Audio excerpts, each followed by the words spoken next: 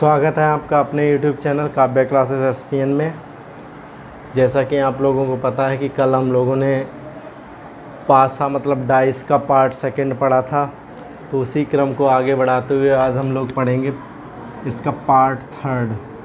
ये तीसरा और लास्ट भाग है इसका। तो हम लोगों ने पासा की अधिकतर कंडीशंस पढ़ ली हैं, क्या क्या पढ़ लिया है वो एक बार रिवाइज़ कर लेते हैं। सबसे पहले हम लोगों ने विपरीत सरफेस निकालना, विपरीत सतह ज्ञात करना सीखा। वो भी किस पे? एक तो वन सरफेस कॉमन वाले पे पिछले वीडियो में हम लोगों ने पढ़ा, दूसरा टू सरफेस कॉमन,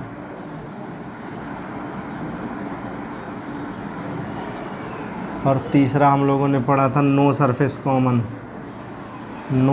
कॉमन। तो तीन कंडीशन से हम लोग विपरीत सतह ज्ञात करना सीख चुके हैं। दूसरा हम लोगों ने पासा में पढ़ा है इसमें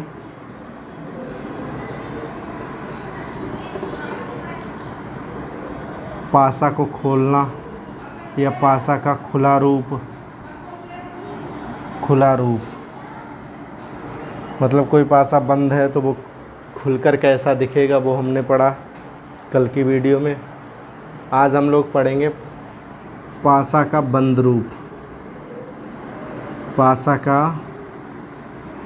रूप। मतलब कोई पासा अगर खुला हुआ दिया हुआ है तो उसके बंद रूप को हम कैसे ज्ञात करेंगे, एक एग्जाम्पल के माध्यम से समझते हैं।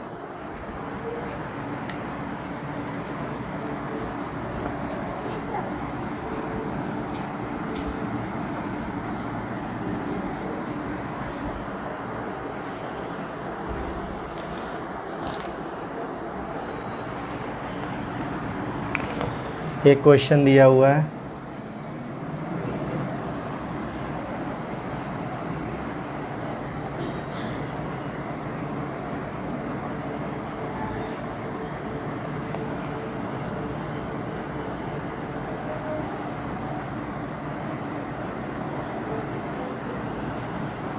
ये होगा FEBCD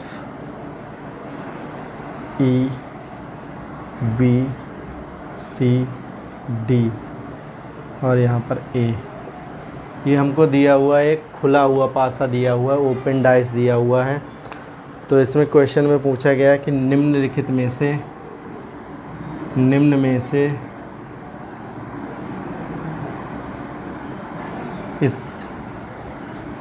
इसका बंद रूप क्या होगा, रूप कौन सा होगा।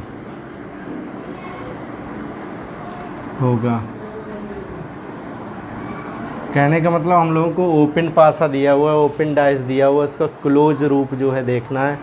ऑप्शन में दिया हुआ है हम लोगों को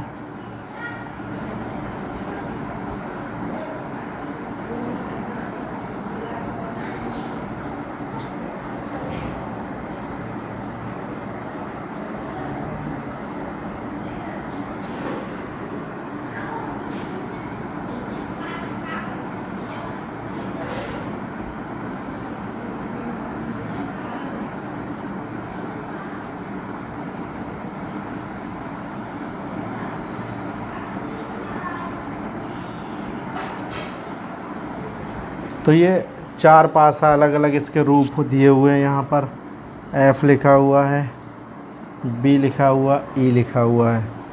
यहाँ पर F लिखा हुआ है, E लिखा हुआ है और D लिखा हुआ है। यहाँ पर लिखा हुआ है E लिखा हुआ है, B लिखा हुआ है और C लिखा हुआ है। यहाँ पर लिखा हुआ है D, E और A। देखो चार रूप, इसमें चार ऑप्शन दिए हुए हैं कि कौन सा सही रूप होगा इसका। तो सही रूप कौन सा होगा, देखिए कल हमने बताया था कि ये वाला जो होता है ये इसके विपरीत होता है, अपोजिट पर होता है, और ये वाला होता है वो इसके अपोजिट पर, अब जो ई वाला होगा ये किसके अपोजिट होगा, सी के अपोजिट होगा। और ए वाला है तो किसके अपोजिट होगा, डी। तो हम लोगों को एक इन्फॉर्मेशन मिल गई कि एफ़ जो है अपोजिट है किसके, बी के, और ई अपोजिट है किसके, सी के, और ए अपोजिट है किसके, डी के। तो ये इन्फॉर्मेशन हमें इस खुले हुए रूप से प्राप्त हो गई। अब देखिए, अब इसमें चेक करते हैं, क्योंकि जो अपोजिट होगा वो कभी भी, जो विपरीत होगा वो कभी भी पड़ोसी नहीं हो सकता है। तो F का पड़ोसी कहीं पर भी B नहीं होगा, ठीक है, क्योंकि ये इसके कैसे है, अपोजिट है। F का अपोजिट कौन सा है, B। तो F का पड़ोसी नहीं हो सकता है कभी। देखो यहाँ पर दिखाई दे रहा है कि F का पड़ोसी कौन सा है, B। तो ये ऑप्शन कौन सा हो जाएगा, गलत, ठीक है। अच्छा, E का पड़ोसी कहीं पर भी C नहीं हो सकता है, क्योंकि ये अपोजिट हैं एक दूसरे के। तो इस वाले में दिया है E का पड़ोसी C, क्योंकि जो दिखाई दे रहे हैं वो हमें पड़ोसी हैं, जो नहीं दिखाई देता है वो अपोजिट है। तो E का पड़ोसी इसमें C दिखाया गया, जबकि इसमें E का अपोजिट है C। तो ये वाला भी हम लोगों का ऑप्शन गलत हो गया। एक है A का पड़ोसी D नहीं होगा, क्योंकि ये इसके कौन सा है, विपरीत है। तो ये A का पड़ोसी है, यहाँ पर D दिखाया गया, और इसमें क्या है, ये A का विपरीत है D, क्योंकि हमें इससे प्राप्त हुआ है, ये इसके अपोजिट है। तो जो विपरीत होता है वो कभी पड़ोसी नहीं हो सकता है। तो D और A कभी पड़ोसी नहीं हो सकते हैं, तो ये भी ऑप्शन गलत है। अब इसको चेक करते हैं। देखो F E D पड़ोसी हैं, तो हैं पड़ोसी। F E D ये सभी क्या हैं, पड़ोसी हैं, क्योंकि F के पड़ोसी कौन कौन से हैं, E पड़ोसी F का, C है, A है और D, क्योंकि 4 पड़ोसी होते हैं, एक अपोजिट। तो F का एक अपोजिट हो गया B, और 4 इसके पड़ोसी हैं, E C A D। तो 4 में से इसमें F के पड़ोसी कौन से दिए हुए, E और D दिए हुए हैं, इसका अपोजिट है वो हमें दिखाई नहीं दे रहा। तो यही करेक्ट ऑप्शन इसका हो जाएगा सही। ये समझ में आया, आशा करता हूँ ये समझ में आया होगा।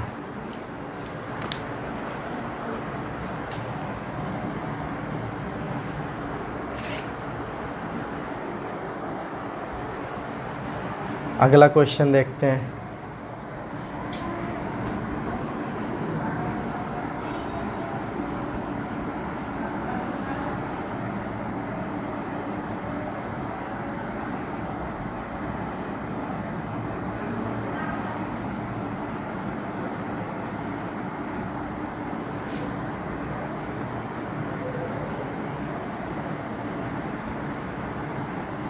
हम लोग पढ़ रहे हैं खुले हुए रूप से बंद रूप ज्ञात करना। तो अगला देखो, अगला हम लोगों को एक बंद रूप दिया, खुला हुआ रूप दिया है, 1 3 2 5 और 4 और 6। इसमें ऑप्शन में हमें दे रखा है 2 3 5 4 6 3 3 2 5 और 4 1 3। अब देखो इसमें चेक करते हैं। इन्फॉर्मेशन हमको क्या मिल रही है यहाँ पर, 1 का विपरीत कौन सा होगा, 2 होगा। 3 का विपरीत क्या होगा, 5 होगा। और 4 का विपरीत क्या है, यहाँ पर 6 है। ये हमें इन्फॉर्मेशन मिल रही है।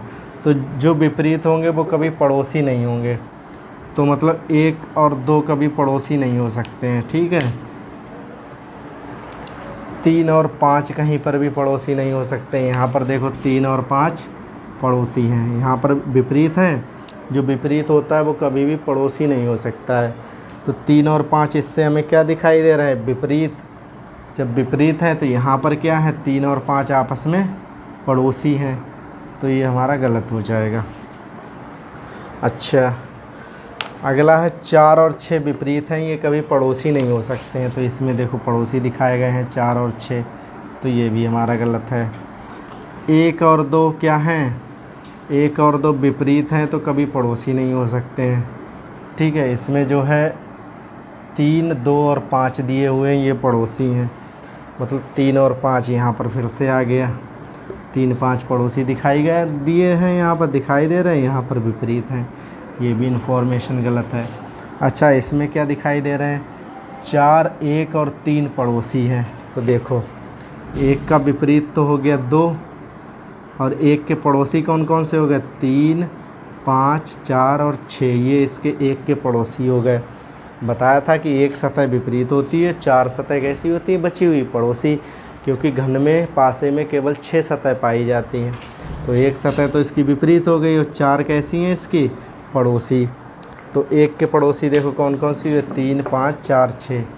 इसमें 1 का पड़ोसी 4 और 3 दिए हुए हैं, जबकि हैं इसमें, तो ये वाला हमारा सही हो जाएगा। ये इसका करेक्ट आंसर है। अब आपको बिल्कुल समझ में आ गया होगा। ठीक है, इसको नोट डाउन कर लीजिए या इसका स्क्रीनशॉट ले लीजिए।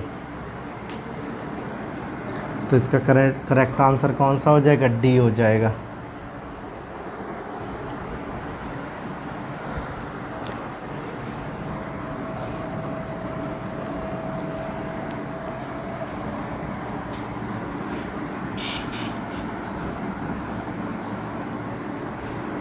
अब हम लोग ले रहे हैं पासे से संबंधित लॉजिकल क्वेश्चन। लॉजिकल मतलब तर्क वाले क्वेश्चन ले रहे हैं, तर्क वाले, जिसमें तर्क के साथ हम लोगों को तर्क शक्ति के साथ इनको सॉल्व करना पड़ता है। ये थोड़े कठिन क्वेश्चन होते हैं। ये सबसे ज़्यादा लेवल इसका जो है इसी का माना गया। तो एक क्वेश्चन मैं पढ़ रहा हूँ, आपको ये बोर्ड पे दिखाई देगा। एक घन के 6 पृष्ठ अलग अलग रंगों से रंगे हैं। लाल पृष्ठ काले के विपरीत है। तो सबसे पहले हम खुला हुआ पासा बना लेते हैं इस प्रकार से, इसमें आसानी रहती है पढ़ने में। ये खुले पासे में आप लोग जानते हो इस प्रकार बनाया जाता है। ये इधर बना सकते हो, कहीं भी बना सकते हो ये। तो देखो इसमें क्या लिखा हुआ है कि लाल पृष्ठ काले के विपरीत है हम लोग, और अगला लिखा है हरा पृष्ठ लाल और काले के बीच में है। तो क्या दिया हुआ है? हरा पृष्ठ लाल और काले के बीच में है। लाल और काले के बीच में है, बीच में है। देखो इस सेंटेंस को हम बोलते हैं मिड टर्म। मिड टर्म, ये मिड टर्म है, मध्य का टर्म है। इसी पर पूरा सवाल जो है आधारित होता है, जहाँ पर लिखा हो कि इसके इन दोनों के बीच में कौन सा है। अगर ऐसी इन्फॉर्मेशन, तो मिड टर्म इन्फॉर्मेशन हम लोगों को मिल गई है, मतलब ऐसी सूचना हम लोगों को मिल रही है कि जिसमें बताया जा रहा है कि एक कोई चीज़ है वो 2 के बीच में स्थित है।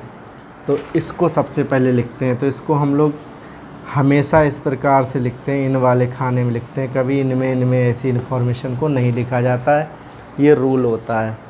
तो देखो हरा पृष्ठ लाल और काले के बीच में है, तो यहाँ पर हरा हो जाएगा, यहाँ पर लाल हो जाएगा, यहाँ पर काला हो जाएगा। ठीक है, तो ये इन्फॉर्मेशन हो गई। अब पहला सेंटेंस हम लोग पढ़ते हैं। लाल पृष्ठ काले के विपरीत है। लाल काले के विपरीत हो गया इससे, क्योंकि ये इसका विपरीत हो गया। ठीक है, अच्छा अगला सेंटेंस पढ़ते हैं।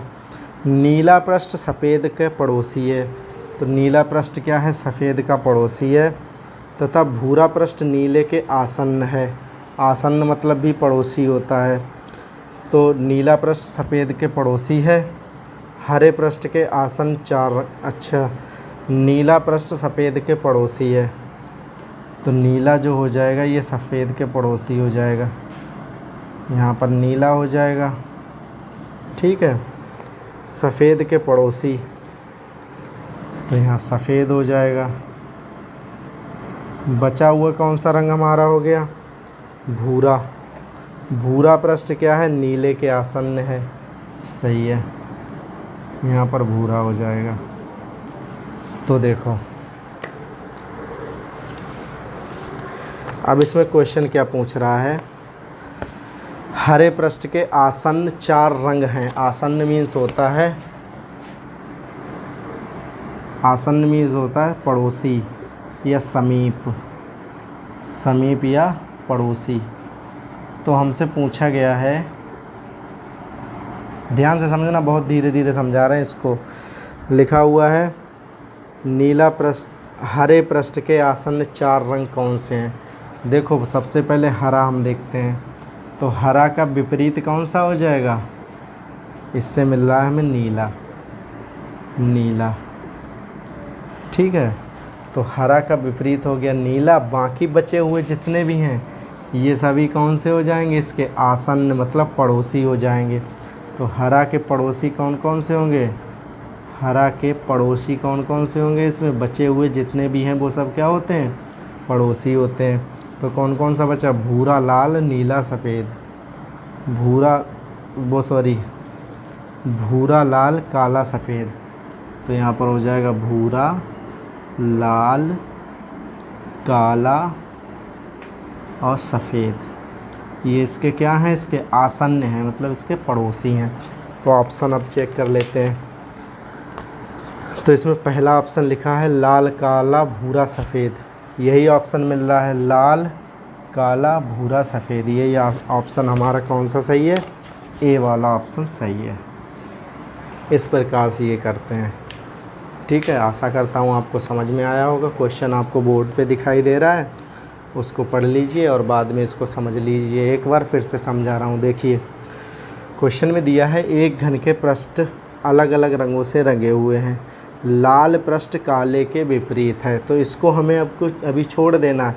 सबसे पहले हमें क्या देखना है, मिड टर्म इन्फॉर्मेशन देखना है। तो मिड टर्म मतलब मध्य टर्म वाली इन्फॉर्मेशन, ये कौन सी होती है कि कौन सा किसके बीच में स्थित है, ये कहलाती है मिड टर्म। तो इसमें देखो दिया है हरा पृष्ठ लाल और काले के बीच में है, तो हरा पृष्ठ हो जाएगा ये लाल और काले के बीच में हो जाएगा। अब क्वेश्चन शुरू से पढ़ते हैं। लाल पृष्ठ काले के विपरीत है, हो जाएगा लाल काले के विपरीत, ठीक है। अगला है नीला पृष्ठ सफ़ेद का पड़ोसी है, तो नीला और सफ़ेद ये पड़ोसी हो जाएंगे, ठीक है। अच्छा, भूरा पृष्ठ नीले के आसन्न है, भूरा भी नीले का पड़ोसी है क्योंकि ये इसका भी पड़ोसी माना जाएगा, क्योंकि नीला का विपरीत कौन सा हो जाएगा, हरा। बाकी ये सब 4 के क्या हैं, इसके पड़ोसी हैं। अब हमारा क्वेश्चन है इसमें हरे पृष्ठ के आसन्न रंग हैं, तो हरा का जो है विपरीत हो जाएगा नीला, बाकी ये बचे 4 क्या हो जाएंगे, पड़ोसी। तो ये भूरा, लाल, काला, सफ़ेद, ये ऑप्शन हमारा कौन सा है, ए सही है, ठीक है। ये आप नोट कर लीजिए।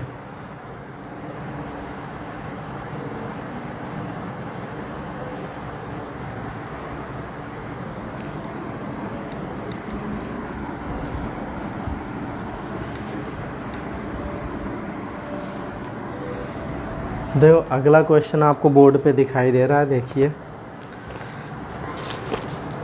एक घन के प्रत्येक फलक पर 1 से 6 में से एक भिन्न अंक अंकित है, ये भी दिया गया है कि। अब देखो सबसे पहले हम लोग ओपन डाइस वही बना लेंगे, ओपन यहाँ पर इस प्रकार से खुला हुआ पासा बना लेते हैं, इसे करने में आसानी होती है। अब पढ़ते हैं क्या दिया है, फलक 2 फलक 6 के प्रतिमुख है। प्रतिमुख का मतलब होता है विपरीत। अगर प्रतिमुख दिया हुआ है यहाँ पर, प्रतिमुख का मतलब क्या हो जाएगा, विपरीत, मतलब अपोजिट, विपरीत। आसन्न मीन्स क्या बताया था, समीप। तो देखो फलक 2 फलक 6 के कैसा है, विपरीत। अच्छा, फलक 1 फलक 5 के प्रतिमुख है। तीसरा दिया फलक 3 फलक 1 और 5 के बीच में है। ये हमारी कौन सी है, मिड टर्म इन्फॉर्मेशन, जो अभी बताई थी हम लोगों की, कौन से किसके बीच में, ये हम लोगों को सबसे पहले देखना पड़ता है। तो इसमें जो तीसरा पॉइंट लिखा है फलक 3 फलक 1 और 5 के बीच में है। अब हमारा सवाल सॉल्व हो गया यहीं से, जब हमें मिड टर्म इन्फॉर्मेशन पता लग गई, मतलब मध्य वाली कि कौन से किसके बीच में है। तो इसको सॉल्व कर लेते हैं। मतलब फलक 3 1 और 5 के बीच में स्थित है, तो यहाँ पर 1 बना लिया हम लोगों ने, यहाँ 5 बना लिया, यहाँ 3 हो गया। तो 1 और 3। अब पूरा क्वेश्चन फिर से पढ़ते हैं। फलक 2 फलक 6 के कैसा है, प्रतिमुख है, तो यहाँ तो जगह रही नहीं है, तो 2 और 6 आमने सामने इस प्रकार से प्रतिमुख हो जाएंगे क्योंकि यही अपोजिट माने जाएंगे। फिर यहाँ तो सब भर गई इन्फॉर्मेशन। दूसरा है फलक ए, फलक 5 के प्रतिमुख है तो है 1 और 5 के, ठीक है। अब क्या है, फलक 4 2 के संलग्न है तो यहाँ पर जो है 4 आ जाएगा क्योंकि ये पड़ोसी इसका माना जाएगा। फलक 4 2 के संलग्न है क्योंकि 4 का विपरीत कौन सा हो जाएगा, 3। बाकी ये क्या है, इसके पड़ोसी कौन कौन से, देखो 4 का विपरीत 3 है, बाकी पड़ोसी कौन कौन से हैं 4 के, 2 1 5 6 जो बच गए वो पड़ोसी है। अब क्वेश्चन पूछ रहा है निम्नलिखित में से कौन सा एक सही है। तो पहला है फलक, पहला ऑप्शन ए हमारा दिया हुआ है, फलक 2 फलक 3 के संलग्न है। देखो फलक 2 फलक के 3 संलग्न है, क्यों है, क्योंकि 2 का विपरीत कौन सा है 6, बाकी ये बचे हुए 4 हैं, ये किसके क्या बोले जाएंगे, संलग्न बोले जाएंगे। तो फलक 2 फलक 3 के संलग्न है, ये हमारा बिल्कुल सही है। लेकिन फिर भी हम बी भी चेक कर लेते हैं, बी वाला देखो, फलक 6 फलक 2 और फलक 4 के बीच में स्थित है।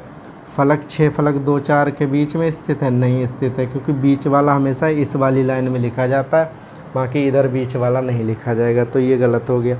फलक 1 फलक 5 और 6 के बीच में है, तो 5 और 6 के बीच में 1 नहीं है, तो ये भी इन्फॉर्मेशन गलत है। डी उपरयुक्त में से कोई नहीं, तो हमारा करेक्ट ऑप्शन कौन सा हो जाएगा, ए। आशा करता हूँ आपको समझ में आया होगा ये। अगला क्वेश्चन हम लोग देखते हैं, इसको नोट कर लेना आप। हम लोगों को भाई मिड टर्म वैल्यू चाहिए होती है, अगर वो हमारी मिड टर्म इन्फॉर्मेशन निकल आए तो क्वेश्चन बहुत आसान हो जाता है। अगला क्वेश्चन,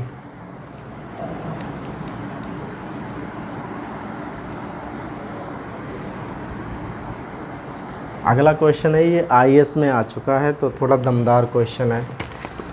लिखा है एक पासा की 6 सतह पर ए से एफ तक लिखा हुआ है। सबसे पहले हम बना लें ये ओपन डाइस। ओपन डाइस बनाने से क्या होता है, जल्दी सॉल्व हो जाता है, ठीक है। तो इसमें लिखा हुआ है एक पासा की 6 सतह पर ए से एफ तक लिखा हुआ है तथा प्रत्येक सतह पर एक अंक भी लिखा हुआ है। मतलब एक शब्द लिखा हुआ है, जैसे मान लो ए लिखा होगा तो इसके साथ एक अंक भी लिखा हुआ है, 2 वैल्यू एक फलक पर हैं, कहने का मतलब ये है। आओ आगे पढ़ते हैं अब, ठीक है। तो ये लिखा हुआ है प्रत्येक सतह पर एक अंक भी लिखा है जो 1 से लेकर 6 तक है, अंक 1 से लेकर 6 तक हैं। एक कंडीशन है विपरीत सतह पर लिखे अंकों का योग 7 है। ये कंडीशन हमें पता लग गई कि विपरीत सतह पर अंकों का योग कितना होना चाहिए, 7 होना चाहिए। ए और एफ पड़ोसी नहीं है, तो इसमें एक इन्फॉर्मेशन हमें मिली, ए और एफ पड़ोसी नहीं है, तो ए को यहाँ लिख दिया और एफ को यहाँ लिख दिया। ये कैसे हैं, विपरीत माने जाएंगे, पड़ोसी नहीं माने जाएंगे।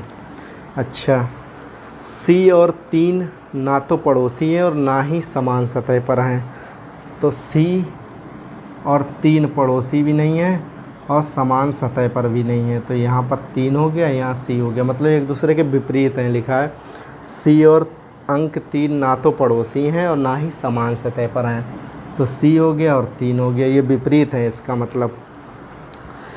ई और 6 समान सतह पर हैं, तो जो 6 बचा है यहाँ पर, ई और 6 जो है समान सतह पर हैं, तो यहाँ पर मान लो हमें ई लिख दो, यहाँ पर ई और 6 समान सतह पर हैं, तो यहाँ पर मान लो ई लिख दिया और 6 लिख दिया, ये एक ही सतह पर लिखे हुए हैं। बी और अंक 3 समान सतह पर नहीं हैं, बी और अंक 3 समान सतह पर नहीं हैं, तो बी यहाँ पर भी नहीं आएगा और यहाँ पर आ सकता है बी, ठीक है, यहाँ पर आ गया क्योंकि बाकी कहीं जगह भी नहीं बची। इसमें लिखा हुआ है बी और अंक 3 समान सतह पर नहीं है, अंक 3 हमने पहले ही भर दिया, यहाँ पर बी नहीं आ सकता है, ठीक है। अब लिखा है ए और अंक 2 समान सतह पर नहीं है, ए और अंक दो समान सतह पर नहीं है, तो दो अंक कहाँ पर हो जाएगा, यहाँ पर हो जाएगा, क्यों एक दूसरे के विपरीत हैं।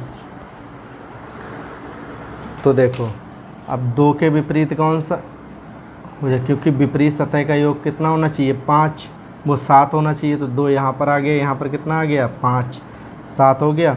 यहाँ पर 3 आ गया, यहाँ पर कितना होना चाहिए, 4। एक हमारा शब्द अभी रह गया है, ए लिख गया है, बी लिख गया है, सी लिख गया, डी यहाँ पर हो जाएगा। ठीक है, तो देखो अब 3 के विपरीत 4 होगा तभी 7 हो जाएगा योग। यहाँ पर 6 आ गया, यहाँ पर क्या हो जाएगा, 1। अब इन्फॉर्मेशन पढ़ते हैं हम लोग। देखो अब लिखा है निम्न प्रश्नों के उत्तर दो। पहला प्रश्न हमारा है डी सतह पर कौन सा अंक है, तो डी वाले पे कौन सा है, 3 है, तो हमारा राइट विकल्प कौन सा हो जाएगा, डी हो जाएगा। इसमें कौन सा अंक है डी सतह पर, 3 है, तो ये हमारा सही हो जाएगा। दूसरा इससे संबंधित क्वेश्चन है सतह सी के विपरीत कौन सा अक्षर है, सी के विपरीत कौन सा अक्षर है, डी है, तो हमारा ऑप्शन यहाँ पर पहला सही हो जाएगा, कौन सा है, डी। ठीक है, अगला तीसरा क्वेश्चन इससे पूछा गया सतह ए पर कौन सा अंक लिखा हुआ है, तो ए पर कौन सा अंक लिखा हुआ है, 5, तो हमारा करेक्ट ऑप्शन इसमें कौन सा हो जाएगा, सी, 5 लिखा हुआ है। इस प्रकार से 3 क्वेश्चन एक ही उस पर संबंधित थे। ये आईएएस का क्वेश्चन है, इससे कठिन नहीं आ सकता है डाइस से संबंधित। तो हम लोगों ने डाइस से संबंधित जितना भी है वो हम लोगों ने सब कुछ पढ़ लिया है, और इससे संबंधित जो क्वेश्चंस हैं वो हम आपको टेलीग्राम ग्रुप पर सेंड कर देंगे। टेलीग्राम ग्रुप का लिंक आपको डिस्क्रिप्शन बॉक्स में भी दिया गया है, और अगर आप चाहो तो काव्या क्लासेस SPN टेलीग्राम पर सर्च कर लेना, काव्या क्लासेस SPN, ये टेलीग्राम पर सर्च कर लेना, आपको मिल जाएगा। टेलीग्राम आपको हमारा चैनल मिल जाएगा, आप उसको ज्वाइन कर लीजिए, और जितने भी नोट्स हैं, काम के संबंधित चीज़ें हैं, वो सब इसी आपको ग्रुप पर मिलेंगी। ठीक है, आशा करता हूँ डाइस से संबंधित आपको 3 पार्ट्स पढ़ाए गए हैं, तीनों आपको सही से समझ में आए होंगे। अगर तब भी इसमें आपको कोई भी कन्फ्यूजन रहती है तो आप मुझे कमेंट बॉक्स के माध्यम से आप बता सकते हैं। एक काम आपको और करना है, अगर आपको वास्तव में रीजनिंग पढ़नी है, रीजनिंग में एक्सपर्ट बनना है, तो आप हमारे चैनल को सब्सक्राइब कर लीजिए। बिल्कुल आपको रीजनिंग का 0 लेवल से शुरुआत करेंगे और कठिन लेवल तक जाएंगे। जिस प्रकार हम लोगों ने डाइस में शुरू से शुरुआत की थी बिल्कुल 0 लेवल से, और कहाँ तक पहुँच गए, आईएएस के क्वेश्चन तक, एडवांस तक पहुँच गए। तो आप लोग Kavya classes SPN YouTube channel को सब्सक्राइब कर लीजिए, और अपने दोस्तों को भी शेयर कर दीजिए जो पढ़ना चाहते हैं, वास्तव में रीजनिंग पढ़ना चाहते हैं। रीजनिंग पहले ही बताया था, एक ऐसा सब्जेक्ट है जो ज़्यादातर हर कॉम्पिटिटिव एग्ज़ाम में आता है, तो इसे पढ़ना आपके लिए बहुत ज़रूरी है। और मिलते हैं कल एक नए टॉपिक के साथ। ठीक है, आज के लिए इतना ही, धन्यवाद।